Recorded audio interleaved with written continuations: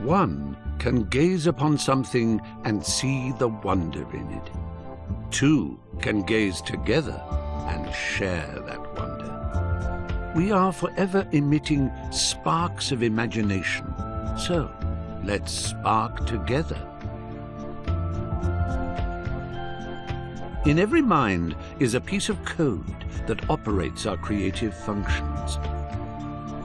It forms a conduit called the cerebrum-umbilical cord that extends to the farthest reaches of imagination. So let's build. Together we can push back the boundaries until they are a mere speck on the stellar horizon.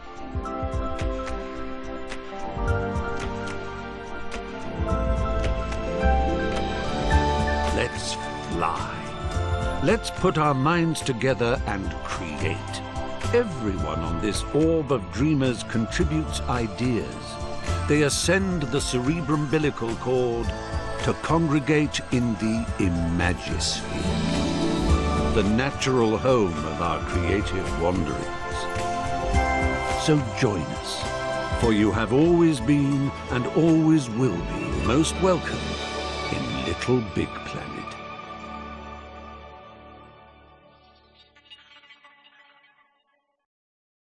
Little Big Planet arrives on the PlayStation 4. And I know this review is late, but I've been super busy with everything else. I was a huge fan of Little Big Planet 1 and 2, and even Little Big Planet on the PlayStation Portable and the PlayStation Vita. So I think it goes without saying that I was extremely excited about the PlayStation 4 installment.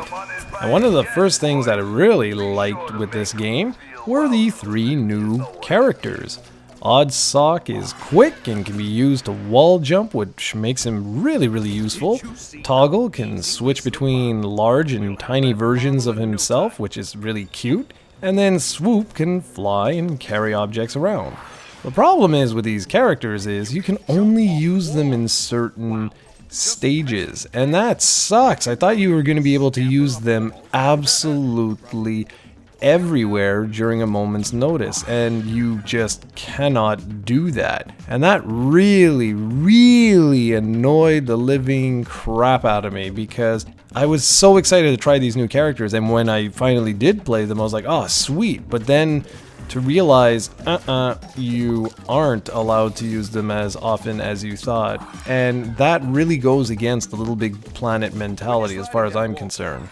Everything else about Little Big Planet 3 though, I really enjoyed, such as the story. And yes, it's similar to what we've seen before, and I'm not gonna really touch base on it right now, but it's about Sackboy going out and saving the world. Yeah, again, pretty similar stuff.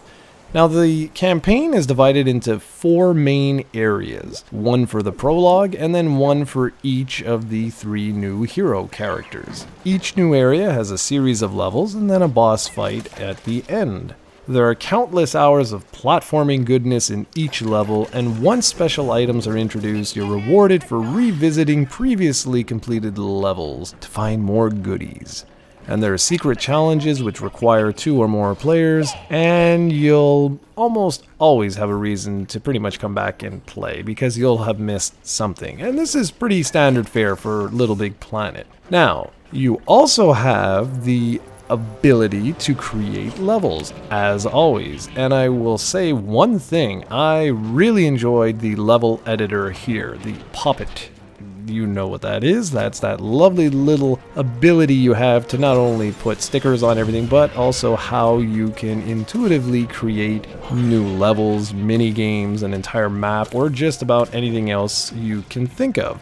And it is really intuitive in this particular game, and there's amazing tutorials via something called the Puppet Puzzles, which are actually featured on their own planet, and they actually act as a giant tutorial.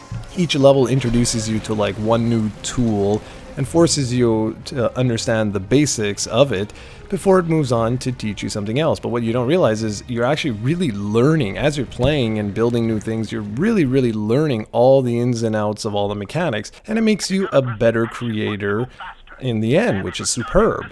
And there's so much to do in this game that you feel like you're really getting your money's worth. There's absolutely tons of NPCs in every hub world that offer mini games, stickers for you to collect, and just so much more. Then there's all the community aspects, all the previous levels that you can still play in LittleBigPlanet 3 from the previous games, and just so much more. I mean, literally, there's hundreds of levels already out there, if not thousands. And co-op is another one that's always been one of the game's strengths and holds true here.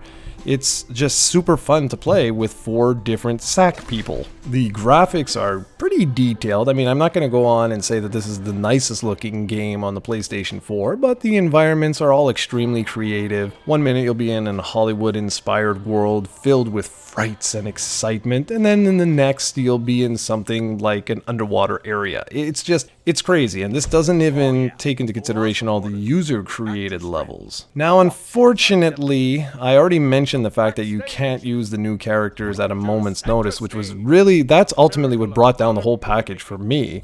But the other thing is, this game is littered with bugs.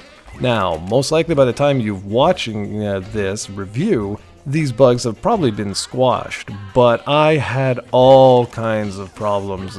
When I first played the game, I actually fell through the floor of a level once. I would appear in the background, and I actually got stuck in an area where I couldn't explode myself and had to actually restart an entire game. I had to do what's called the hard reset and shut the PlayStation 4 down, and that is really starting to grate on my nerves, the fact that so many games have these kinds of bugs in them.